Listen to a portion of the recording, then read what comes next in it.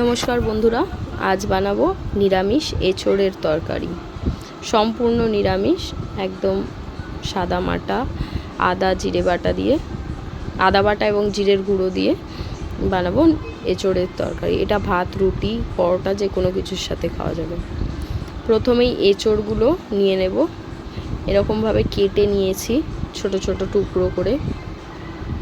এঁচোড়গুলোকে শক্ত অংশগুলো বাদ দিয়ে সুন্দর করে কেটে নিতে হবে।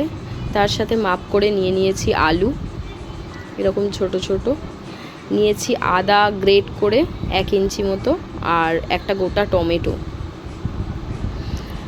এবারে গ্যাসে কড়াই বসিয়ে জল গরম হতে দিয়ে দেব। এই জলটার মধ্যে আমরা এঁচোড়টা সিদ্ধ করব। একটু নুন দিয়ে দিলাম, জলটা ফুটে উঠেছে। এবার এর মধ্যে আমরা এঁচোড়টা দিয়ে দেবো। দিয়ে বেশ কিছুক্ষণ এঁচোড়টা সিদ্ধ করে নিতে হবে। এঁচোড় যেহেতু একটু শক্ত থাকে তাই সিদ্ধ করে নিতে হবে। এতে একটু দিয়ে দেব হলুদের গুঁড়ো, দিয়ে এটাকে ফুটতে দেব, ততক্ষণ সিদ্ধ হয়ে যাবে।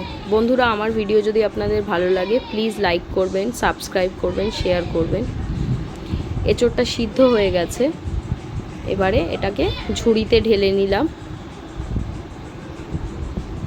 এবার কড়াটা ধুয়ে আবার গ্যাসে বসিয়ে দেব, ততক্ষণ এঁচোড়টা জল ঝরে যাক।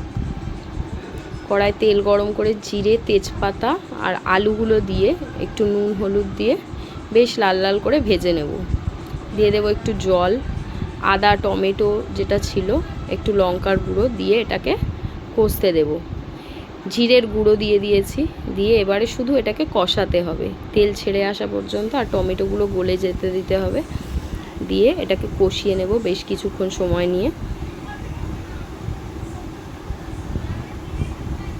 দেখুন মশলাটা বেশ ভালোভাবে কষানো হয়ে গেছে। এবার এঁচোড়গুলো ঢেলে দিলাম, দিয়ে দিলাম একটু কাশ্মীরি লঙ্কার গুঁড়ো। এটা অপশনাল, আপনারা চাইলে দিতেও পারেন, নাও দিতে পারেন। জল ঢেলে দিলাম, দিয়ে জলটা ঠিক আমরা যতটা পরিমাণ ঝোল খেতে চাইছি সেই অনুযায়ী। আমি একটু মাখা মাখা টাইপের তরকারিটা করব ভাতের সাথে খাওয়ার জন্য। তো এই জলটা ফুটে উঠলেই আমাদের তরকারিটা সম্পূর্ণ রেডি হয়ে যাবে। খুব বেশি সময় লাগবে না, খুব সাধারণ উপকরণ। গরম মশলার গুঁড়ো দিয়ে দিলাম, দিয়ে এবারে ঝোলটা ফুটে এলেই আমরা এতে ঘি দিয়ে দেব। দিলেই আমাদের তরকারি সম্পূর্ণ রেডি। ঘরোয়া সাধারণ উপকরণ দিয়ে খুব সুস্বাদু এভাবে তরকারি বানানো যায়। গরমের দিনে আমরা তো এঁচোড় খেয়েই থাকি, তো এভাবে এঁচোড়টা বানিয়ে দেখবেন, নিরামিষ দিনে খুব ভালো হয় খেতে। ঘি দিয়ে দিলাম, ঘি দিয়ে এবার একটু নেড়ে চেড়ে নিয়ে দেখুন আমাদের এঁচোড়ের তরকারি দেখতেও সুন্দর, খেতেও খুব স্বাদ হয়। আপনারা একবার এভাবে এঁচোড় বানিয়ে খাবেন নিরামিষ দিনে, বেশ ভালো লাগবে। ঝাল ঝাল তরকারি রুটি ভাত যে কোনো কিছুর সাথে খেতে পারবেন। নমস্কার বন্ধুরা, আবার দেখা হচ্ছে নেক্সট ভিডিওতে।